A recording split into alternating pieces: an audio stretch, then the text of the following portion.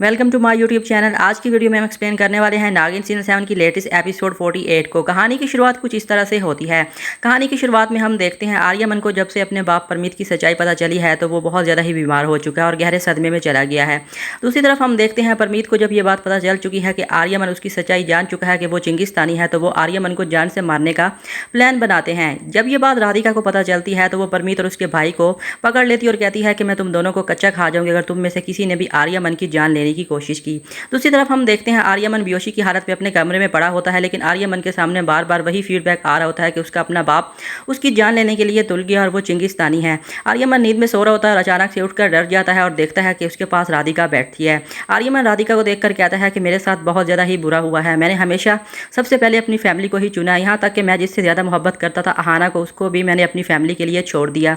मेरे साथ हमेशा ही ऐसा होता है। पहले मेरा बाप मुझे छोड़कर चला गया और अब मेरी अपनी फैमिली जिसके साथ मैं 25 सालों से रह रहा था वो सब लोग चिंगिस्तानी निकले हैं। आर्यमन के सामने उसके बाप की सच्चाई आ चुकी है और आर्यमन पूरी तरह से टूट चुका है। आर्यमन राधिका से कहता है कि मुझे समझ नहीं आ रही कि मैं अपने बाप को किस तरह कानून के हवाले करूं। वो मेरा बाप है, वो मुझे अपना बेटा नहीं मानता, लेकिन मैंने 25 साल उनके साथ गुजारे हैं। मैंने 25 सालों में उन्हें इतनी मोहब्बत की है, हमेशा अपनों की खातिर मैंने सेक्रीफाइसेस किए हैं। आज मेरा दिल फट रहा है, मैं टूट चुका हूँ, मुझे समझ नहीं आ रहा कि मैं क्या करूँ। यहाँ पर हम देखते हैं राधिका आर्यमन को इतना इमोशनल देखकर उसे गले से लगा लेती है और कहती है कि मैं तुम्हारे साथ हूँ, तुम फिक्र मत करो, तुम्हें सब छोड़ जाएंगे लेकिन मैं तुम्हारे साथ ही रहूंगी। असल में वो राधिका नहीं होती बल्कि अहाना होती है, जो कि आर्यमन का दुख बांटने के लिए राधिका का रूप लेकर आर्यमन के साथ बैठी होती है। ऊपर से हम देखते हैं राधिका देख लेती है अहाना को कि वो मेरा रूप लेकर आर्यमन के बहुत ज़्यादा क्लोज हो चुकी है और आर्यमन को सहारा दे रही है। नागिन की आज की एपिसोड बहुत ज़्यादा इंटरेस्टिंग होने वाली है। यहाँ पर आर्यमन के सामने बहुत बड़ा मसला बन चुका है। एक तरफ आर्यमन की अपनी फैमिली और दूसरी तरफ उसे अहाना का सच भी पता चलने वाला है। इधर हम देखते हैं आर्यमन जब राधिका से मिलता है तो उसे एहसास होता है कि ये राधिका नहीं बल्कि उसमें से अहाना की फीलिंग आ रही है। दूसरी तरफ हम देखते हैं राधिका सब कुछ देख लेती है कि अहाना उसका रूप लेकर आर्यमन के बहुत ज़्यादा करीब हो रही है और जैसे ही राधिका कमरे में एंटर होती है तो अहाना वहाँ से निकल जाती है आर्यमन के रूम से और दूसरे कमरे में चली जाती है। इसके बाद हम देखते हैं राधिका जब ये देखती है कि अहाना उसका रूप लेकर आर्यमन के करीब हो रही है और उससे बातें कर रही है तो वो आकर अहाना यानी अपरा से बहुत ज़्यादा गुस्सा होती है और कहती है कि तुम्हें इतनी क्या ज़रूरत पड़ गई कि आज तुम मेरे शौहर के इतने करीब हो रही है, वो भी मेरा रूप लेकर। आखिरकार तुम हार चुकी हो और तुम्हें यह बात माननी पड़ेगी कि आर्यमन तुम्हारा नहीं मेरा है। आज तुम्हें इस वक्त पर मेरे रूप लेकर आर्यमन के करीब होने की ज़रूरत पड़ रही है। ये बात सुनकर अपरा कहती है यानी अहाना कहती है कि ये सिर्फ तुम्हारे लिए मैंने किया है कि आर्यमन तुम्हें अच्छा समझे, लेकिन वैसे तुम जानती हो कि आर्यमन को जब पता चलेगा कि तुम कौन हो और तुम चिंगिस्तानी हो और अपने ही मुल्क के खिलाफ तुम लड़ रही हो तो वो तुमसे बहुत नफरत करेगा। फिलहाल आर्यमन को तुम्हारी ज़रूरत थी और उसने मैंने संभाला है तुम्हारा रूप लेकर। ये बात सुनने के बाद हम देखते हैं कि राधिका बहुत ज़्यादा ही गुस्से में आ जाती है और वो अहाना से कहती है कि मैं कभी भी आर्यमन को तुम्हारा नहीं होने दूंगी, आर्यमन हमेशा से मेरा है और मेरा ही रहेगा। यहाँ पर हम देखते हैं दोनों बहनें अनंता और राधिका के दरमियान जंग छिड़ चुकी है। यहाँ पर अब राधिका भी आर्यमन को पसंद करती है और अहाना भी आर्यमन को ही पसंद करती है। यहाँ पर उन दोनों के दरमियान बहस होती है और उन दोनों के दरमियान लड़ाई शुरू हो जाती है। राधिका जब अहाना से बातें करती है तो अहाना उसे कहती है कि तुम चाहे कुछ भी कर लो, तुम आर्यमन की सेकंड वाइफ ही और पहला प्यार तो आर्यमन का मैं ही हूँ और आर्यमन मुझसे ही मोहब्बत करता है। ये सुनने के बाद राधिका आग बगोला हो जाती है और वो हमला कर देती है अहाना के ऊपर। ड्रैगन अवतार में आते ही हम यहाँ पर आज के एपिसोड में हम देखते हैं कि दोनों बहनों के दरमियान जंग छिड़ जाती है। यहाँ पर अहाना भी अपना रागिन रूप लेने पर तैयार हो जाती है। राधिका जब से देख चुकी है कि अहाना की याददाश्त वापस आ चुकी है तो वो बहुत ज़्यादा ही गुस्से में आ चुकी है और अहाना की जान लेने पर तुली हुई है। आज के एपिसोड में भी कुछ ऐसा ही होता है। जैसे अनंता यानी अहाना राधिका से कहती है कि आर्यमन सिर्फ मेरा है और जब उसे सच्चाई पता चलेगी तो वो तुमसे नफरत करेगा। पहले तुम्हें मेरी माँ ने छोड़ दिया था, अब तुमसे आर्यमन भी छीन जाएगा और तुम अकेली रह जाओगी। ये बात राधिका को बिल्कुल भी बर्दाश्त नहीं होती और वो बहुत ज़्यादा ही गुस्से में आ जाती है और अपरा के ऊपर जानलेवा हमला कर देती है। आज के एपिसोड में हम देखते हैं कि दोनों बहनें एक आदमी के लिए लड़ती दिखाई देंगी। यहाँ पर अब एक तरफ राधिका भी आर्यमन को हासिल करना चाहती है और अनंता पहले से ही आर्यमन की वाइफ है और आर्यमन से ही प्यार करती है। तो आज के एपिसोड में राधिका अनंता से जंग लड़ती दिखाई देगी और अनंता को जान से मारने की कोशिश भी करती है। यहाँ पर हम देखते हैं जब राधिका अनंता के ऊपर बहुत सारे वार करती है तो अनंता भी अपने आप को बचाने के लिए राधिका से लड़ने के लिए तैयार हो जाती है। पहले अनंता राधिका को बिल्कुल भी कुछ नहीं कहते, लेकिन इसके बाद अनंता को गुस्सा आता और कहती है कि तुम मेरी बहन होकर मुझे मारना चाहती हो, लेकिन अब बहुत हो चुका, अब तुम्हें मुझसे कोई भी नहीं बचा सकता। इसके बाद हम देखते हैं कि राधिका के इतने वार करने के बाद अनंता को गुस्सा आ जाता है और वो अपने नागिन अवतार में आ जाती है और आकर राधिका से कहती है कि तुम मुझसे कभी भी नहीं जीत सकती। मैं जानती हूँ कि तुम मेरी बहन हो, लेकिन उससे पहले तुम एक चिंगिस्तानी हो और तुम अपने ही देश के खिलाफ लड़ रही हो, तुम्हें मुझसे कोई भी नहीं बचा सकता। यहाँ पर इन दोनों बहनों की लड़ाई शुरू हो चुकी होती है और आर्यमन को होश तो आ चुका होता है और आर्यमन अपने कमरे कमरे से फ्रेश होकर जैसे ही बाहर आता है तो वो अपने वॉल में देखता है अपनी पूरी फैमिली की पिक्चर्स, और उसे देखकर वो बहुत ज़्यादा इमोशनल हो जाता है कि किस तरह जिस फैमिली को उसने हमेशा से अपना ही समझा, अपनाया, आज वो सब चंगिस्तानी निकले हैं और अपना बाप ही उसका दुश्मन है, बल्कि देश का भी दुश्मन है। उसे वो तमाम पल याद आ जाते हैं जो उसने अपनी इस फैमिली के साथ गुजारे थे। इसके बाद आर्यमन को एक बहुत ज़रूरी कॉल आती दिखाई देती है, जिसका आगे जाकर इस वीडियो में मैं आपको बताऊंगा। अगर आपको आज की रिव्यू वीडियो अच्छी लग रही तो चैनल को फॉलो भी ज़रूर कीजिएगा। आर्यमन जब फ़ोन कॉल अटेंड करता है तो वो जैसे ही अनंता और अपरा के कमरे के बाहर से गुजरता है तो उसे कमरे में से शोर की आवाज़ें आने लग जाती है और आर्यमन उसी की तरफ बढ़ जाता है और आर्यमन अनंता और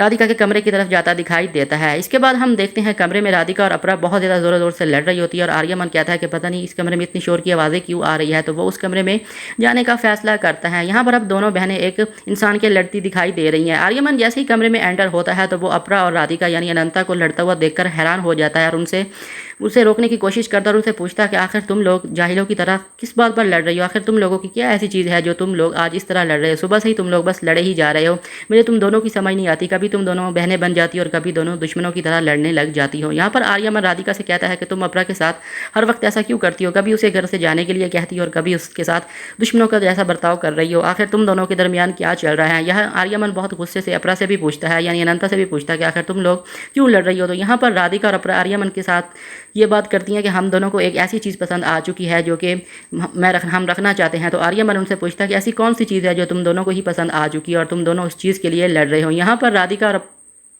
आर्यमन को कहती है कि हमें एक ऐसी चीज़ है जो कि शॉपिंग में है और वो लेटेस्ट मॉडल हमें ही चाहिए। जब आर्यमन ये बात सुनता है तो वो इन दोनों के साथ बहुत ज़्यादा गुस्सा हो जाता है और अपरा और राधिका से कहता है कि तुम लोगों को आखिर ऐसी कौन सी चीज़ चाहिए, एक शॉपिंग की चीज़ के लिए, कोई लेटेस्ट मॉडल चीज़ के लिए, कोई फैशन डिज़ाइनिंग ब्रांड के लिए तुम दोनों पागलों की तरह लड़ रही हो। तुम दोनों को ये चीज़ मिल सकती है और मार्केट में ब्रांड्स काफ़ी सारे होते हैं। मुझे इस बात का बहुत ज़्यादा दुख हो रहा है कि मेरी ज़िंदगी यहाँ पर इतनी ज़्यादा डिस्टर्ब हो चुकी है, मेरी ज़िंदगी में ऐसा कुछ चल रहा है, तुम लोगों को यहाँ पर चीज़ों की पड़ी है। तुम्हें क्या पता कि चीज़ों से ज़्यादा इंसान के लिए रिश्ते ज़्यादा अहम होते हैं। मैं इस वक्त बहुत ज़्यादा दर्द से गुजर रहा हूँ और तुम लोग यहाँ कमरे में जाहिलों की तरह लड़ रहे हो।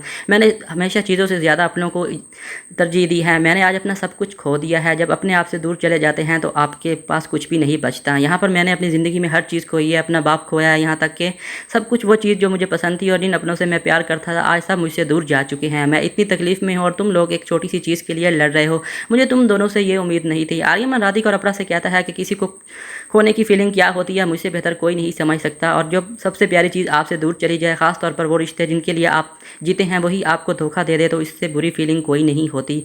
आर्यमन की ये बातें सुनकर राधिका और अपरा दोनों बहुत ज़्यादा ही दुखी हो जाती हैं और आर्यमन की बातें चुपचाप सुनती हैं और सैड हो जाती हैं। यहाँ पर अपरा आर्यमन की तरफ देखकर ये महसूस कर सकती है कि आर्यमन इस वक्त इस दर्द में से गुजरा हुआ है। दूसरी तरफ आर्यमन की बातें सुनकर राधिका को इस बात का एहसास होता है कि किस तरह उसने बचपन में ही अपनी माँ यानी प्रगति को खो दिया था और वो आर्यमन की बातें सुनकर इमोशनल हो जाती है। आर्यमन दोनों की इंसल्ट करता और कहता है कि तुम दोनों चीज़ की खातिर लड़ रही हो, आखिरकार तुम लोगों को चाहिए क्या। मेरी ज़िंदगी में बहुत सारी ऐसी चीज़ें चल रही हैं, मुझे समझ नहीं आ रहा कि मैं क्या करूं। एक तरफ मुझसे मेरी फैमिली छिल रही है और वो रिश्ते मुझसे दूर जा रहे हैं जिनको हमेशा से मैंने सबसे ज़्यादा इज्जत दी और सबसे ज़्यादा चाहा। आज सब कुछ मुझसे छीन चुका है, लेकिन फिर भी मैं उस चीज़ को फेस कर रहा हूँ, खामोश हूँ, मुझसे कोई नहीं पूछने वाला। लेकिन तुम दोनों जाहिलों की तरह एक ऐसी चीज़ के लिए लड़ रही हो जो कि मार्केट में उस तरह की 100 तरह की चीज़ें अवेलेबल हैं। आर्यमन अपरा और राधिका की क्लास लगाकर उनसे अपनी दिल की बात शेयर करके वहाँ से चला जाता है तो राधिका भी इमोशनल हो जाती है और अपरा भी खामोश हो जाती है। इसके बाद राधिका अपरा से कहती है कि मैं किसी भी हाल में आर्यमन को तुम्हारा नहीं होने दूंगी, अब आर्यमन मेरा है और मैं आर्यमन को पसंद करती हूँ और आर्यमन हमेशा मेरे साथ ही रहेगा। अब एक बहन की बहन से जंग ही सही। और ये बात कर कर राधिका वहाँ से चली जाती है और इसके बाद हमें अगला सीन दिखाया जाता है जहाँ पर घर में एक नया तमाशा होता दिखाई देता है। अगले सीन में हम देखते हैं परमीत और उसके भाई को पता चल चुका है कि आर्यमन के सामने उनकी सच्चाई आ चुकी है, तो वो छुप कर ये घर छोड़कर जाने वाले होते हैं और घर से भागने की कोशिश करते हैं। लेकिन वहाँ पर कहानी में ट्विस्ट आधा दिखाई देता है। जैसे ही परमीत और उसका भाई बैग पैक करते हैं और घर से निकलने की कोशिश कर रहे होते हैं, यहाँ पर आर्यमन आ जाता है, आकर अपने बाप को रोक लेता है और अपने चचा को भी कहता है कि तुम लोग आखिर भागकर कहाँ जाने वाले हो, चिंगिस्तान ही जाने वाले हो। जब परमीत और उसका भाई आर्यमन के मुंह से ये बात सुनता है तो वो दोनों हैरान रह जाते हैं कि आखिरकार आर्यमन उनसे इस तरह की बात क्यों कर रहा है। जी हाँ, आर्यमन अपने बाप से कहता है कि मैं जानता हूँ कि तुम मेरे सगे बाप नहीं और ना ही ये फैमिली मेरी अपनी है, तुम लोग चिंगिस्तानी हो जो कि आज से 25 साल पहले हमारे देश में घुसे थे और मेरे बाप के कुछ ज़रूरी फाइल्स और ऐसे राज जानने के लिए तुम लोगों ने मुझे अडॉप्ट किया और मेरी देखभाल की और मेरी परवरिश की। लेकिन अब मेरी हद बर्दाश्त से बाहर हो चुकी है, अब मैं तुम लोगों के साथ बिल्कुल भी नहीं रहना चाहता और मैं जानता हूं कि तुम मेरे सगे बाप नहीं हो, तुम दोनों देशद्रोही हो और चिंगिस्तानी हो। इसलिए आर्यमन वहां पर पुलिस को भी बुला लेता है और परमीत और उसके भाई को गिरफ्तार करने के लिए कह देता है। अनंता यहाँ पर खामोश रहती है और मन में यही सोचती है कि आर्यमन तो इनको पकड़वा देगा, लेकिन इनका आखिरी इंतकाम मैं ही लूँगी, इनकी मौत मेरे ही हाथों लिखी है। जब परमीत को पुलिस पकड़ती है तो परमीत उनके सामने अपने दिल की बात जाहिर कर देता है। यहाँ पर अब राधिका खामोश रहती है क्योंकि राधिका भी चिंगिस्तानी है और वो परमीत और उसके भाई का पाशा है। यहाँ पर आर्यमन पुलिस को तमाम प्रूफ भी दे देता है और उनसे कहता है कि ये लोग मेरी नकली फैमिली थे और 25 साल पहले ये लोग हमारे देश में घुसे थे और इन्होंने हमारे देश में पता नहीं क्या क्या तबाही मचाई है। आज मैं खुद ही इनको पकड़वाना चाहता हूँ। इसके बाद आर्यमन से पुलिस वाले कुछ सवाल करते हैं और आर्यमन सबसे बातें करता है और पुलिस वालों को अपनी फैमिली के बारे में बताया। यहाँ पर पुलिस वाले टीना और आर्यमन की बहनों के बारे में पूछते हैं और यहाँ पर पुलिस वाले अनंता यानी अपरा का भी सवाल करते हैं। राधिका के बारे में आर्यमन कहता है कि ये मेरी एक्स वाइफ है और अनंता के बारे में कहता है ये मेरी फर्स्ट वाइफ थी। और जब आर्यमन अपनी दोनों बीवियों के बारे पुलिस वालों को बताता है तो पुलिस वाला मुस्कुरा देता है और कहता है कि वाह, आज के दौर में भी आप दो वाइफ लेकर फिर रहे हैं और वो भी एक ही घर में। यहाँ पर कहानी में ट्विस्ट आता है जब आर्यमन पूरी इन्वेस्टिगेशन करवा देता है पुलिस वालों को, अपनी फैमिली, अपनी सिस्टर्स और अपनी वाइफ्स के बारे में बता देता है। तो यहाँ पर पुलिस वाले जब परमीत से सवाल करते हैं तो यहाँ पर परमीत भी बहुत ज़्यादा गुस्सा हो जाता है और वो आर्यमन से कहता है कि तुम आज इतना क्यों चिल्ला रहे हो, ये तो तुम लोगों को मेरा शुक्र अदा करना चाहिए कि मैंने 25 साल तक तुम्हें पाला और तुम्हें पालने के पीछे मेरा बहुत बड़ा मकसद था जो कि अब जाकर पूरा होने वाला है और इसके बारे में मैं तुम्हें कभी भी नहीं बताऊंगा। यहाँ पर भरनी भी मौजूद होती है और परमीत अपने आप को बेगुनाह बिल्कुल भी साबित नहीं कर सकता। परमीत जब आर्यमन की तरफ देखता है कि वो बहुत ज़्यादा ही गुस्सा है तो वो परमीत आर्यमन से कहता है जो तुम सोच रहे हो वैसा ही है। हम आज से 25 साल पहले आए थे और हमने ही तुम्हारे बाप को बड़ी बेरहमी से कत्ल कर दिया था, उसे मार दिया था और वो बेचारा हमारे सामने अपनी मौत की भीख मांगता रहा, लेकिन हमने उसे तड़पा तड़पा कर मारा। लेकिन तुम्हारा बाप भी प्रोफेसर बहुत ज़िद्दी था, उसने हमें आज तक ना वो किताब दी और ना ही वो राज बताया जिसकी वजह से हम हिंदुस्तान को तबाह कर सकते थे। यहाँ पर हम देखते हैं आर्यमन की पूरी फैमिली इमोशनल हो जाती है और आर्यमन की फैमिली के सामने परमीत और उसके भाई का राज भी आ चुका है। आज आर्यमन पूरी तरह से टूट चुका है और आर्यमन जब ये बात सुनता है अपने ही बाप परमीत के मुंह से कि उसने 25 साल पहले उसके अपने बाप प्रोफेसर को मारा था जिसके लिए आज वो हर वक्त अपने बाप की याद में तड़पता है, तो आर्यमन परमीत को मारने के लिए भागता है। यहाँ पर पुलिस वाला आर्यमन को रोक लेता और कहता है कि ये कानून का खेल है और कानून ही इनको सजा देगी। परमीत आर्यमन से कहता है कि हमने बहुत अच्छा किया, तुम्हारे बाप को मार दिया, वो बहुत ज़्यादा ज़िद्दी था और आज तुम शुक्र मनाओगे हमारे सामने ज़िंदा खड़े हो और हम इस देश को तबाह करना चाहते थे और हमेशा इस देश के खिलाफ ही रहेंगे। हम चिंगिस्तानी हैं और इस देश को तबाह होने से हमसे कोई भी नहीं बचा सकता। यहाँ पर राधिका भी पुलिस वालों की ही साइड ले लेती है और कहती है कि ये दोनों हमारे देश के दुश्मन हैं, देशद्रोही हैं और मैं चाहती हूँ कि इनको जल्द से जल्द जेल में लेकर बंद कर दिया जाए और इनको बहुत कड़ी सज़ा दी जाए ताकि ऐसा करने की हिम्मत दोबारा किसी में ना हो। और राधिका पुलिस वालों को कहती है बल्कि इन दोनों को ले जाओ और जाकर मौत दे देनी चाहिए। अब यहाँ पर आर्यमन के सामने तमाम सच्चाई आती जा रही है। दूसरी तरफ राधिका अपना सच छुपाने के लिए आर्यमन और पुलिस का साथ दे देती है और परमीत और उसके भाई को पकड़ाने में मदद देती है। यहाँ पर हम देखते हैं कि टीना को भी पता चल चुका है कि आर्यमन के सामने आहिस्ता आहिस्ता सच्चाई खुल रही है और टीना पहले से ही जानती थी अनंत और उसकी फैमिली के बारे में और टीना जानती थी कि परमीत और इसकी पूरी फैमिली चिंगिस्तानी है। इसके बाद हम देखते हैं आर्यमन पूरी तरह से टूट चुका होता है और आर्यमन को सहारा देने के लिए राधिका उसके पास जाती है और उसे कहती है कि तुम्हें किसी भी चीज़ की टेंशन लेने की ज़रूरत नहीं, मैं हमेशा तुम्हारे साथ हूँ। यहाँ पर आप देखते हैं अपरा जो कि आर्यमन को दिलासा देने के लिए जाने की कोशिश तो करती है लेकिन फिर वो अपने आप को रोक लेती है क्योंकि अब भी आर्यमन की वाइफ राधिका है और राधिका ही उसके ज़्यादा करीब होती जा रही है। अब राधिका आर्यमन के लिए थोड़ा शॉर्ट फील करती है और वहाँ पर वो आर्यमन को पसंद करने लग गई है। आर्यमन को दुख में देखकर राधिका को भी बहुत ज़्यादा दुख होता है। इसके बाद अगले सीन में हमें दिखाया जाता है आर्यमन जब अपने बाप परमीत और चचा को पुलिस के हवाले कर देता है तो इसके बाद आर्यमन आ जाता है अपने कमरे में और अपने बाप की वो तस्वीर निकालता है और अपने बाप की तस्वीर निकाल कर अपने बाप की यादों को याद करने लग जाता है। और यहाँ पर आर्यमन कहता है कि मैं बहुत ही बदबख्त बेटा हूँ, आज से 25 साल पहले अगर मुझे पता होता कि आप इस देश की खातिर कुर्बान हो रहे हैं और आप, मैं इस चीज़ की सॉरी करना चाहता हूँ आपसे कि मैं आपके ही दुश्मनों के साथ 25 सालों से रहा, जिन लोगों ने आपको इतनी बेरहमी से मार दिया, आपके दुश्मनों के साथ मैंने 25 साल गुजारे, मैं इस चीज़ के लिए माफ़ी चाहता हूँ। इसके बाद अगले ही सीन में हम देखते हैं प्रथम आता है जो कि आकर आर्यमन से कहता है कि मुझे लगता है कि इन चिंगिस्तानियों ने हो सकता है एक पूर्वी नाम की लड़की जो कि आज से कुछ साल पहले आपके पास आई थी आपकी कंपनी में जॉब करने के लिए और उसका एक पूरा परिवार भी था, अनंता और उसकी माँ बहन भी थी जो कि आपके भाई से शादी करने वाली थी। मुझे लगता है कि इन चिंगिस्तानियों ने उस लड़की पूर्वी के साथ भी कुछ किया था जो कि बाद में आकर आपके घर में आहाना बनकर आई थी। जब ये बात परमीत आर्यमन से करता है तो आर्यमन को याद आता है कि अपरा की जो नई फैमिली उन्होंने भी ऐसे ही कहा था कि आज से कुछ ही अर्सा पहले इस लड़की पूर्वी की पूरी फैमिली को किसी ने बड़ी बेदर्दी से कत्ल कर दिया जिसकी वजह से उसकी याददाश्त चली गई है। यहाँ पर प्रथम की बात सुनकर और अनंता की पूरी फैमिली की बात आर्यमन को याद आती है तो आर्यमन इस चीज़ का फैसला करता है कि हो सकता है कि जिस रात मेरे भाई की शादी थी मैंने उस रात ड्रिंक की हुई थी और मुझे पता नहीं था, जब मैं होश में आया था तो मुझे बताया गया था कि वो पूरी फैमिली फ्रॉडिया है और वहाँ से निकल चुकी है। दूसरी तरफ हम देखते हैं राधिका भी आ जाती है और आकर प्रथम और आर्यमन की सारी बातें सुन लेती है और वो प्रथम को आर्यमन के कमरे से जाने के लिए कहती है और कहती है कि तुम्हें इस घर में रहने की इजाज़त मिली है, यहाँ तक तुम कब आ चुके, ये हमारा पर्सनल कमरा है और तुम्हें अभी यहाँ से जाना चाहिए और तुम हमारे घर के मामलों में कब से पढ़ने लग गए। प्रथम राधिका की बात सुनकर वहाँ से निकल जाता है और दूसरी तरफ राधिका आर्यमन से कहती है कि तुम्हें फ़िलहाल ये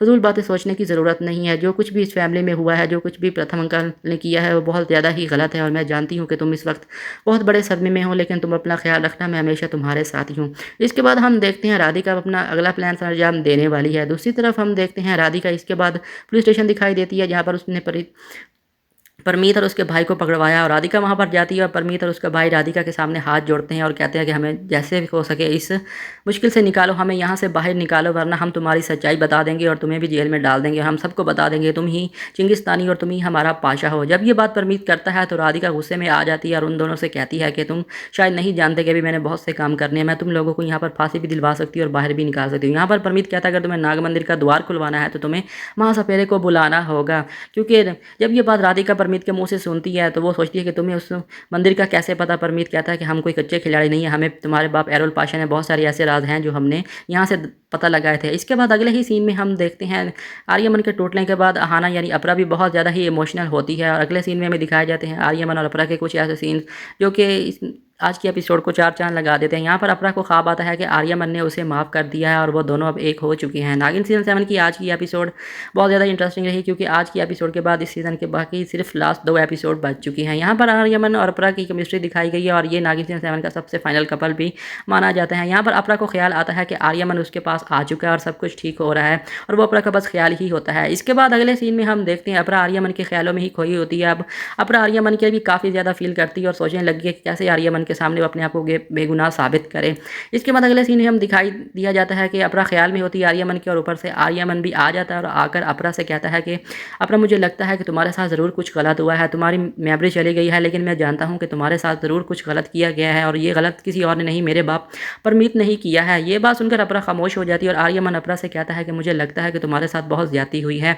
यहाँ पर आर्यमन अपरा को उसकी पुरानी फैमिली की तमाम पिक्चर दिखाता है और अपरा का पुराना लुक भी उसे दिखाता है और कहता है कि तुम अपरा नहीं ना और ना ही तुम अनंता हो, तुम पूर्वी हो और तुम्हारी पूरी फैमिली जो कि बहुत ही अच्छी थी। तुम मेरे ऑफिस में काम करती थी एक सेक्रेटरी के तौर पर और इसके बाद फिर एक रात जब शादी हो रही थी मेरे भाई से तुम्हारी बहन अनंता की, तो मैं उस रात बहुत ज़्यादा ड्रिंक कर रहा था और उसकी वजह से मैं सो गया था। लेकिन जब सुबह मुझे होश आया तो मुझे बताया गया कि तुम्हारी पूरी फैमिली फ्रॉडिया थी और उसने हमारे पूरी फैमिली को लूट लिया और मेरे पूरी परिवार को मारने की कोशिश करने लगा। तब से मैं सिर्फ तुमसे नफरत करता हूँ, लेकिन मुझे तुम्हारा पता नहीं था कि तुम कहाँ हो। यहाँ पर जब आर्यमन अपरा को उसकी पुरानी फैमिली के बारे में बताता है तो अपरा यानी अनंता बहुत ज़्यादा इमोशनल हो जाती है और वो आर्यमन को गले लगा लेती है और कहती है कि मुझे नहीं पता कि तुम क्या कह रहे हो, अगर ये मेरी फैमिली थी तो मैंने अपने को खो दिया है, मुझे समझ नहीं आ रहा कि मुझे क्या करना चाहिए। आर्यमन की बातें सुनकर अपरा आर्यमन के सामने ये बात बिल्कुल भी शो नहीं करती कि उसे आज की जितनी भी बातें हैं और उसकी याददाश्त वापस आ चुकी है। आर्यमन अपरा से कहता है कि अगर तुम पूर्वी और तुम्हारी याददाश्त वापस आ चुकी है और ये तुम्हारी पुरानी फैमिली है और अगर मेरी फैमिली ने तुम्हारी फैमिली को इतनी बेदर्दी से मारा था और तुमने इतना कुछ बर्दाश्त किया है तो मैं अब से तुम्हारे साथ हूँ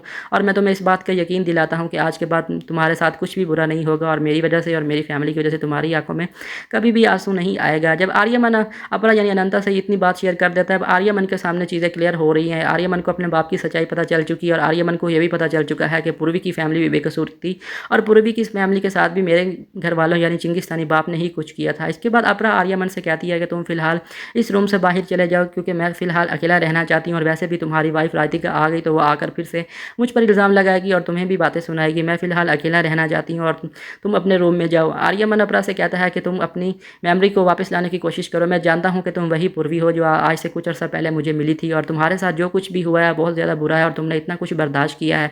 ये सब कुछ कहकर आर्यमन वहाँ से चला जाता है। अब अपरा को पता चल चुका है कि आर्यमन के सामने भी सच्चाई आ चुकी है और अपरा मन ही मन में खुश भी होती है और बहुत ज़्यादा इमोशनल भी होता है। दूसरी तरफ हम देखते हैं कि राधिका को परमीत बताता है कि नागिन को वश करने के लिए अनंत कुल की नागरानी को सिर्फ महासपेरा ही रोक सकता है, जो कि सपेरों का सपेरा है। इसके बाद अगले सीन में हम देखते हैं अपरा अपने नई फैमिली के पास जाती है और अपनी माँ के पास लेटती है और बात करती है कि आज मैंने आर्यमन की आंखों में अपने लिए प्यार देखा है और मैं जानती हूँ कि आर्यमन को भी पता चल चुका है कि उसकी फैमिली ने ही मेरी फैमिली को मारा था। इसकी सीन में हम देखते हैं कि आर्यमन की बहन आ जाती है और आकर वो अपरा की बातें रिकॉर्ड कर लेती है, जिसमें अपरा कहती है कि मेरी याददाश्त वापस आ चुकी है और मैं आर्यमन को कभी भी अपनी सच्चाई नहीं बताऊंगी, क्योंकि मैंने आर्यमन की फैमिली को मारने की कोशिश की थी। अगर आर्यमन को पता चला कि मैंने उसकी फैमिली पर अटैक किया था और मैंने उसकी फैमिली से कुछ मेम्बर्स को मार दिया है तो जब आर्यमन को पता चलेगा तो वो मुझसे दूर हो सकता है और मैं मैं कभी भी आर्यमन को दुखी नहीं करना चाहती और ना ही उसकी ज़िंदगी में कभी वापस जाऊँगी। ये तमाम बातें आर्यमन की बहन अपने मोबाइल में रिकॉर्ड कर लेती है और वहाँ से चली जाती है। दूसरी तरफ अपरा की नई फैमिली उसे कहती है कि आर्यमन बहुत ही अच्छा लड़का है, अगर उसे पता चल चुका है कि तुम्हारी सच्चाई क्या है तो वो तुम्हें ज़रूर अपना लेगा। यहाँ पर आर्यमन की बहन पूरी बातें सुनती है और आर्यमन को वो बातें दिखाने में कामयाब भी हो जाएगी। यहाँ पर अपरा अपनी फैमिली से कहती है कि मैं ऐसा ही कुछ करूँगी, सब कुछ ठीक कर दूँगी, आप लोगों से अनंत कुल का शराब भी ख़त्म कर दूँगी। और शराब ख़त्म करने के बाद मैंने एक बहुत बड़ा फैसला किया है, अनंत कुल का शराब ख़त्म होने के बाद आप लोग अनंत कुल के कुल में चले जाएंगे और मैं अपनी शक्तियाँ और नागमणि आप लोगों के हवाले कर दूँगी और अपनी शक्तियाँ त्याग कर दूँगी और पूरी ज़िंदगी बस देश की सेवा करूँगी और आर्यमन से भी हमेशा हमेशा के लिए दूर चली जाऊँगी और आदित्य की किसी नागिन से शादी करवा कर नागिन इसके बाद जो नई नागिन आएगी वो इस कर्तव्य को संभालेगी और इस नागमणि की भी रक्षा करेगी और इस नस्ल को आगे लेकर चलेगी। और मैं ये तमाम चीज़ें पूरी करने के बाद अपनी शक्तियाँ त्यागने वाली हूँ। आर्यमन के साथ रहने के लिए अनंता फिलहाल तैयार नहीं है। जब ये बात अपरा की नई फैमिली सुनती है तो वो अपरा के लिए बहुत ज़्यादा खुश हो जाती है और इमोशनल भी होती हैं और कहते हैं कि तुम हमारे अनंत कुल का शराब ख़त्म करने के लिए अपना प्यार, यहाँ तक कि अपनी शक्तियाँ और यहाँ तक कि अनंत कुल भी छोड़ने को तैयार हो। अपरा तुम्हारा हम पर बहुत ज़्यादा एहसान है। यहाँ पर अपना ये फैसला कर चुकी है कि वो सब कुछ करने के बाद नागिन शक्तियाँ भी त्याग देगी और इसके बाद आदित्य की शादी भी किसी इच्छाधारी नागिन से करवाएगी और उससे जो संतान पैदा होगी वही अगली नागरानी बनेगी और इस अनंत कुल के कुल की रखवाली भी करेगी और अनंत के कुल को चलाएगी भी। जब ये बात अपरा की नई फैमिली को पता चलती है तो वो अपरा को कहते हैं कि तुम्हें फिलहाल ऐसा नहीं करना चाहिए, आर्यमन तुम्हारे लिए बहुत ही अच्छा लड़का और आर्यमन तुम्हें बहुत पसंद करता है। यहाँ पर अनंता की पूरी फैमिली अनंता का शुक्रिया अदा करती है और कहती है कि तुम इस दुनिया में सिर्फ हमारे कुल के शराब के लिए लाया गया था, लेकिन तुम हमारे लिए इतनी बड़ी कुर्बानी दे रही हो तो हम भी तुम्हारे लिए कुछ करेंगे। हम हर हाल में आर्यमन को समझाएंगे और आर्यमन को तुम्हारे करीब लाएंगे और उसे बताएंगे कि आर्यमन के बाप परमीत ने तुम्हारे साथ क्या किया था और ये चिंगिस्तानी जो कि 25 साल पहले इस देश में आए थे उन्होंने किस तरह तुम्हारी पूरी फैमिली को ख़त्म कर दिया। अनंता अब ये फैसला कर चुकी है। इसके बाद वहाँ पर दादी आ जाती है जो कि अनंता से कहती है कि इस बार सिर्फ ये बात नहीं है, नागमणि हासिल करना कोई आसान काम नहीं है। 10,000 साल के बाद ये नीले चांद की रात आती है। इस रात को नागिन और ड्रैगन एक ही उस मंदिर में तप करेंगे, जहाँ पर वो तपस्या करेंगे। जो भी उस तपस्या में सफल होगा तो वो नागमणि हासिल कर पाएगा। अगले दिन में हम देखते हैं जब परमीत से राधिका को पता चलता है कि नागिन अनंता को वश में करने के लिए कोई आम सपेरा नहीं बल्कि महासपेरा जो कि पर्वत की पहाड़ी पर मिलेगा, तो यहाँ पर राधिका खोज करने के लिए उसी सपेरे को ढूंढने के लिए वहाँ पर पहुँच जाती है। वहाँ पर दूसरे भी बहुत सारे सपेरे होते हैं जो कि अपनी तपस्या में मसरूफ़ होते हैं, तो वहाँ पर जाकर राधिका तूफान मचा देती है और हर चीज़ जलाने की कोशिश कर देती है। वहाँ पर ऐसी तबाही मचाती है कि वो तमाम सपेरे भी राधिका को रोकने में नाकाम होते दिखाई देते हैं। नागिन सीजन 7 की आज की ये एपिसोड बहुत ज़्यादा इंटरेस्टिंग रही। जैसे जैसे ये कहानी आगे बढ़ती जा रही है बहुत इंटरेस्टिंग होती जा रही है और नागिन 7 की आने वाली एपिसोड जो कि 2 लास्ट एपिसोड हैं, इसके बाद ये सीज़न हमेशा के लिए ख़त्म हो जाएगा। यहाँ पर जब देखते हैं कि राधिका वहाँ पर पहुँच जाती है पर्वत में और वहाँ जाकर इतनी तबाही मचाती है और सपेरों को आग से जलाती नजर आती हैं, तो वहाँ पर एक सपेरा कहता है कि इस इच्छाधारी ड्रैगन को रोकने के लिए कोई आम सपेरा नहीं, महासपेरे को ही बुलाना होगा। और उसके बाद हम देखते हैं महासपेरा आता है जो आगे आकर राधिका को अपने वश में करता और उसे कहता है कि तुम ये तबाही मचाना बंद करो और बताओ कि तुम मुझसे क्या चाहती हो, मैं तुम्हारी क्या मदद कर सकती हूँ और मुझे ऐसा क्या करना होगा जिससे तुम्हारा गुस्सा ठंडा हो जाए। यहाँ पर राधिका जब देखती है कि महासपेरा आ चुका है और महासपेरा उसकी बात सुनने के लिए मान गया है, तो राधिका अपनी असली रूप में आती दिखाई देती है, क्योंकि परमीत ने राधिका को बताया था कि महासपेरा ही हल बता सकता है कि अनंता को किस तरह वश में करना है। महासपेरा अपनी बीन बजाता है और राधिका का गुस्सा ठंडा करते दिखाई देता है और राधिका से कहता है कि बताओ तुम क्या चाहती हो, मैं तुम्हारी क्या मदद करूँ। तो यहाँ पर राधिका अपने इंसानी रूप में आती है और आकर महासपेरा से कहती है कि तुम्हारी और मेरी आपस में ऐसी कोई दुश्मनी नहीं, लेकिन इस बार मैं तुम्हारे लिए एक ऑफर लेकर आई हूँ। इस बार मैं उस शेष नागिन की बेटी को मारने के लिए तुम्हारा हाथ मांगना चाहती हूँ जिसने आज से कई सालों पहले तुम्हारे बाप को मारा था। ये उसी प्रगति की बेटी है जिसने तुम्हारे बाप को बड़ी बेदर्दी से मार दिया था। आज वक्त है, हमारा दुश्मन भी एक है और हमें एक हो जाना चाहिए। यहाँ पर राधिका महासपेरे के साथ मिलकर ये डील करती नजर आती है, लेकिन महासपेरा राधिका की बात सुन लेता और उसे कहता है कि मैं फिलहाल अनंत कुल की नागरानी को अपनी बीन से अपने वश में नहीं कर सकता, क्योंकि उसे वश में करना बहुत ज़्यादा ही मुश्किल है। यहाँ पर राधिका उसे पूछती है कि आखिर ऐसी कौन सी बात है उस अनंत कुल की नागरानी में। इधर दूसरी तरफ हम देखते हैं कि अपरा की दादी कहती है कि आज नीली चांद की रात आने वाली है जो कि 10,000 साल में सिर्फ एक बार आती है और इस बार उस चमत्कारी मंदिर का द्वार खुलने वाला और वहाँ पर ड्रैगन और नागिन तप करते दिखाई देंगे। दूसरी तरफ महासपेरा राधिका से कहता है कि अगर तुम्हें अनंत कुल की नागरानी को रोकना है या उसे हमेशा के लिए ख़त्म करना चाहती हो तो तुम्हारे लिए एक रास्ता है जो कि तुम्हें आग से गुजर कर वहाँ पर जाना होगा, क्योंकि मैं अनंत कुल की नागरानी को बिल्कुल भी अपने वश में नहीं कर सकता, क्योंकि क्योंकि वो महाशक्तिशाली नागिन है और उसे वश में करने के लिए मुझे सालों की तपस्या चाहिए। तो यहाँ पर राधिका गुस्सा हो जाती है और महासपेरे से पूछती है कि आखिरकार मुझे क्या करना चाहिए। दूसरी तरफ अनंता की दादी उसे डिटेल से बताती है कि ये 10,000 साल के बाद नीले चांद की रात आती है। यहाँ पर उस चमत्कारी मंदिर का द्वार खुल जाएगा और यहाँ पर नागिन और ड्रैगन के तमाम वासी आएंगे और वो तप करेंगे और जो इस तप में सफल हो जाएगा नागमणि उसे मिल जाएगी। अगर इनमें से कोई भी हार गया और नागमणि तो सिर्फ सीधी शिव के पास चली जाएगी और हमेशा हमेशा के लिए इस दुनिया से गायब हो जाएगी। आज की रात बहुत ज़्यादा मुश्किल होने वाली है क्योंकि ये रात 10,000 साल बाद आई है और इस रात का इंतजार ड्रैगनों को बड़ी बेसब्री से होता है क्योंकि पिछली 10,000 साल की रात को भी इस बार ड्रैगन हार चुके थे और ये नागमणि शिव ने इच्छाधारी नागिनों को दे दी थी। तब से ड्रैगन बहुत ज़्यादा ही गुस्से में है और वो ये नागमणि हासिल करना चाहते हैं और आज भी 10,000 साल बाद ये रात आ चुकी है। आज भी तुम्हें तप करना होगा और वो नागमणि हासिल करनी होगी और अनंत कुल का शराब भी खत्म करना होगा।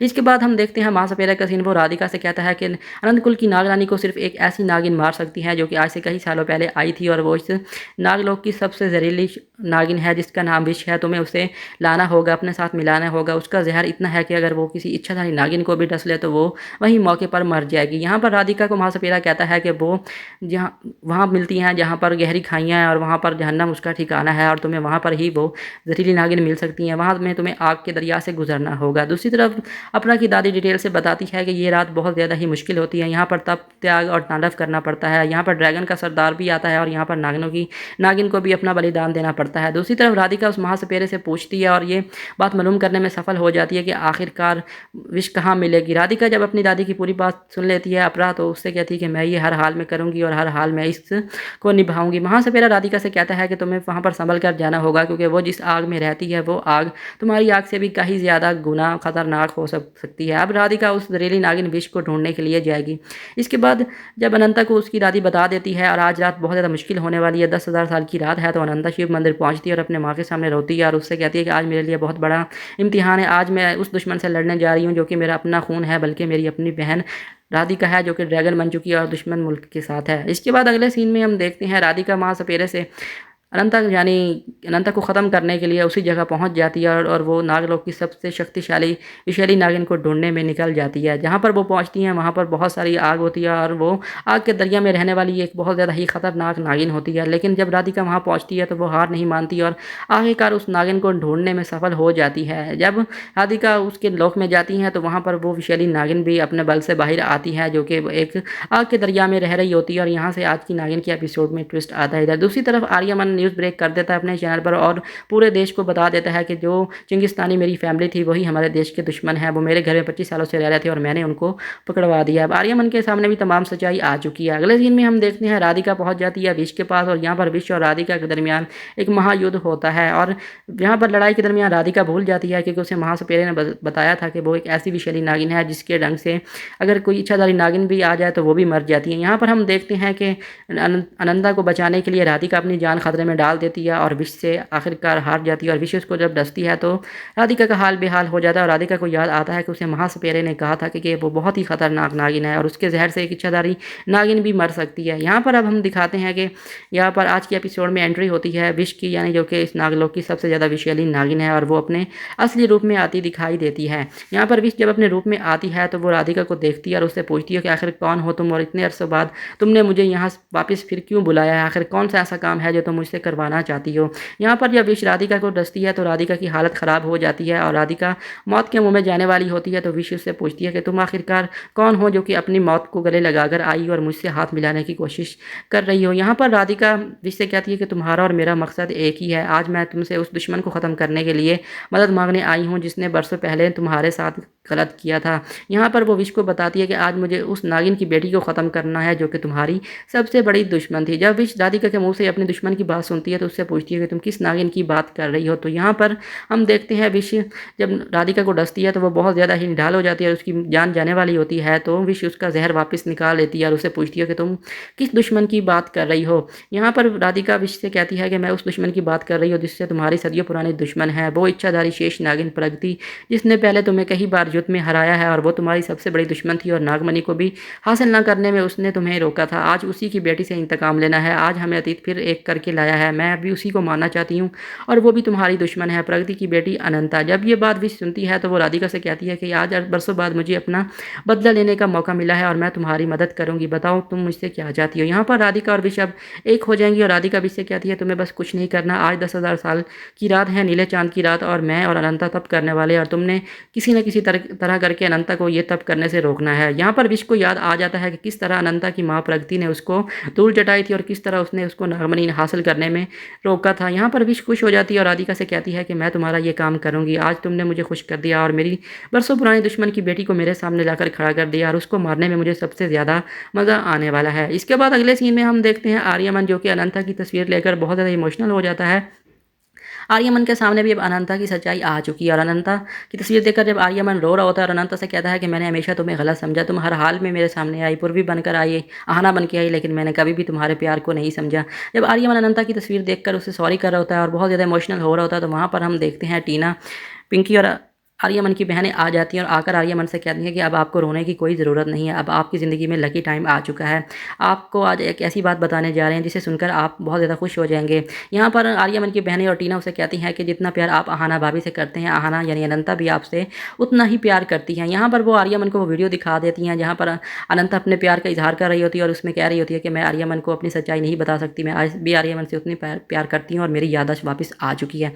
जब आर्यमन ये वीडियो देखता है तो वो बहुत ज़्यादा खुश हो जाता है। यहाँ पर टीना आर्यमन से कहती है कि फ़िलहाल ये बात टाइम वेस्ट करने की नहीं है, अभी जल्दी से जाओ और जाकर हमारी आहना भाभी को हमारे घर वापस ले आओ। आहना के आने से इस घर में खुशियाँ फिर से आ जाएगी और हमें राधिका से भी छुटकारा मिल जाएगा। और वो आर्यमन को ये भी बताती हैं कि अपरा यानी आहना ने कभी शादी की ही नहीं थी, वो बस एक दिखावा था, वो आज भी आपसे ही प्यार करती है और हमेशा आपसे ही प्यार करती रहेगी। आर्यमन अपनी बहनों को गले लगा लेता है और बहुत ज़्यादा इमोशनल हो जाता है और अपनी बहनों से कहता है कि मैं जल्द जाकर आहना यानी अपरा को वापस लाऊंगा और उसे हर हाल में इस घर की बहू बनाऊंगा और उससे तमाम गलतियों की माफ़ी मांग लूँगा। इसके बाद अगला सीन दिखाया जाता है वो नाग मंदिर, वो शिव मंदिर जो कि एक चमत्कारी मंदिर था और सदियों से इस दुनिया की आंखों से गायब था। आज वो रात आ चुकी है, 10,000 साल की रात, और यहाँ पर अनंत कुल की नागरानी बरनी प्रथम और दूसरी तरफ अपरा का पुराना परिवार अनंत कुल का परिवार जो कि अनंत कुल के शराब में मुब्तला है वो भी वहाँ पर मौजूद होता है। यहाँ पर अब राधिका भी होती है और इस बार फिर से अतीत आ चुका है, ड्रैगन और नागिन के दरमियान जंग होने वाली है। आज एक तप होने वाला है जो कि 10,000 साल की रात का लंबा तप होने वाला है। इसमें नागिन और ड्रैगन मिलकर तपस्या करेंगे, यहाँ पर तांडव करेंगे और जो भी इस तपस्या में सफल हो जाएगा उसे आज शिव का वरदान भी मिलेगा और शिव की तरफ से ये भी कहा जाएगा कि कौन आज इस दुनिया में ये नागमणि भी हासिल करेगा और आने वाले 10,000 सालों तक नागमणि किसके पास रहने वाली है। नागिन सीजन 7 की आज की एपिसोड तकरीबन एंड ही होने वाली है। यहाँ पर राधिका कहती है कि इस बार ये वरदान सिर्फ ड्रैगनों को मिलेगा। पहली बार भी ये वरदान सिर्फ इच्छाधारी नागिन ही ले गई थी, लेकिन इस बार ये नागमणि भी ड्रैगनों की होगी और शिव का वरदान भी ड्रैगनों को ही मिलेगा। यहाँ पर हम देखने वाले एरुल भी आ चुका होता है क्योंकि एरुल को काफ़ी अरसे से इस शिव मंदिर का इंतजार होता है क्योंकि वो नागमणि भी हासिल करना चाहता है और आज आखिरकार वो रात आ चुकी है। यहाँ पर बरनी अनंता और राधिका से कहती है कि आपको ये तप करना है और इसमें तप में तांडव भी होगा और इसमें अगर किसी ने भी कोई गलती की तो वो इस तप से बाहर हो जाएगा और वो उसे कभी भी इस नागिन के नाग मंदिर और शिव के वरदान का हकदार नहीं रहेगा। आप लोगों को बस अपना तांडव करना है और अपनी तपस्या किसी भी सूरत में भंग नहीं करनी। जो भी इस तपस्या में पहले से ख़त्म कर देगा वो इस रेस से बाहर हो जाएगा और उससे ना वो नागमणि मिलेगी और ना ही शिव का वरदान मिलेगा। यहाँ पर राधिका ने पूरी तरह से प्लान कर लिया है कि उसने किस तरह विशाखा के जरिए अनंता की तपस्या भंग करनी है और अनंता को हर हाल में हराना है। आज नागिन सीजन 7 की एपिसोड बहुत ज़्यादा इंटरेस्टिंग थी। देखते हैं आने वाली एपिसोड में राधिका ऐसा क्या करती है और क्या राधिका को मिल जाएगी नागमणि, क्या इस बार ड्रैगन होंगे नागमणि के हकदार और ड्रैगनों को वरदान मिलेगा। यहाँ पर अनंता कहती है कि कभी भी बुराई पे अच्छाई की जीत हमेशा होती है और बुराई कभी भी नहीं जीतेगी और मुझे फिर भी आज भी यकीन है कि हमेशा की तरह आज भी वरदान नागिनों को ही मिलेगा और इच्छाधारी नागिन ही नागमणि के रखवाले होंगे और आने वाले 10,000 सालों तक नागमणि इच्छाधारी नागों की ही होगी। यहाँ पर बरनी उनसे कहती है कि यह तप बहुत मुश्किल है और इसमें आप में से किसी की भी जान जा सकती है और आपको ये तप बड़ी ही सावधानी से करना होगा। इस तप के दौरान बहुत सारी ऐसी बाधाएं आएंगी जिससे ड्रैगन की रानी राधिका और नागलोक की अनंत कुल की रानी अनंता की जान भी जा सकती है। यहाँ पर हम देखते हैं कि दोनों बहनों के दरमियान जो होने वाली जंग है इनमें से कौन जीतने वाला है और वैसे भी नागिन सीजन 7 के आने वाले एपिसोड तकरीबन एंड ही होने वाली हैं। यहाँ पर राधिका के मन में है कि वो अनंता का तप भंग कर देगी और नागमणि हासिल कर लेगी। यहाँ पर हम देखते हैं कि अब अनंता यानी अपरा की दादी बीन बजाती है और कहती है कि अब वो समय आ गया, वो घड़ी आ गई है कि आप दोनों को इस शिव मंदिर में प्रवेश करना है और अपनी तपस्या शुरू करनी है। नागिन सीजन 7 की आने वाली एपिसोड बहुत ज़्यादा इंटरेस्टिंग होने वाली है। आने वाली एपिसोड में हम देखने वाले हैं कि बरनी और प्रथम भी हर हाल में अनंत कुल की नाग रानी के साथ ही रहने वाले हैं और आने वाली एपिसोड में बहुत ज़्यादा इंटरेस्टिंग चीज़ें होने वाली हैं। आज की एपिसोड यहीं ख़त्म होती है। शुक्रिया।